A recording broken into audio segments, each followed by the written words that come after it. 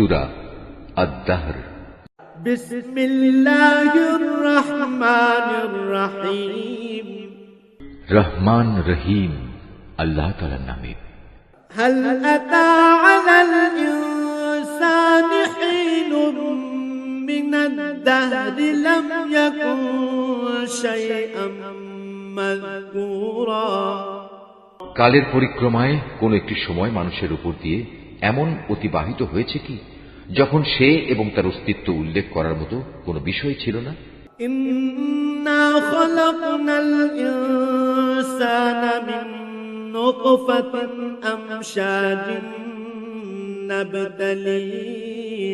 নাবতালিহি ফাজআলনাহু সামিআন বাসীরা। আমি মানুষকে সৃষ্টি করেছি নারী পুরুষের মিশ্রিত শুক্র থেকে, যেন আমি তাকে তার ভালো মন্দের ব্যাপারে পরীক্ষা করতে পারি। অতঃপর এর উপযোগী করে তোলার জন্য তাকে আমি শ্রবণ ও দৃষ্টি শক্তি সম্পন্ন করে পয়দা করেছি। ইন্না হাদাইনাহুস সাবিলা ইম্মা শাকিরান ওয়া ইম্মা কাফুরা। আমি তাকে চলার পথ দেখিয়ে দিয়েছি। সে চাইলে আল্লাহর কৃতজ্ঞ বান্দা হতে পারে, আবার চাইলে কাফেরও হয়ে যেতে পারে।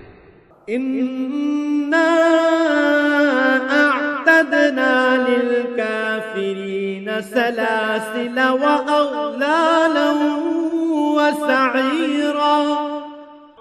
যারা কুফরির পথ বেছে নেবে তাদের পাকড়াও করার জন্য আমি শেকল, বেড়ি ও শাস্তির জন্য আগুনের লেলিহান শিখার ব্যবস্থা করে রেখেছি। ইন্নাল আবরারা ইয়াশরাবুনা মিন কাসিন কানা মিজাজুহা কাফুরা।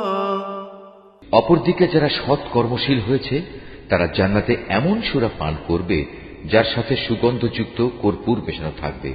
আইনান ইয়াশরাবু বিহা ইবাদুল্লাহি ইউফাজ্জিরুনাহা তাফজীরা। এ কর্পূর মেশানো পানি হবে প্রবহমান এক ঝর্ণা, যার প্রবাহ থেকে আল্লাহর নেক বান্দারা সদা পানীয় গ্রহণ করবে। তারা যেদিকে যখন ইচ্ছা এ ঝর্ণাধারাটা প্রবাহিত করে নেবে। ইউফুনা বিন নাযরি ওয়া ইয়াখাফুনা ইয়াওমান কানা শাররুহু মুস্তাতিরা।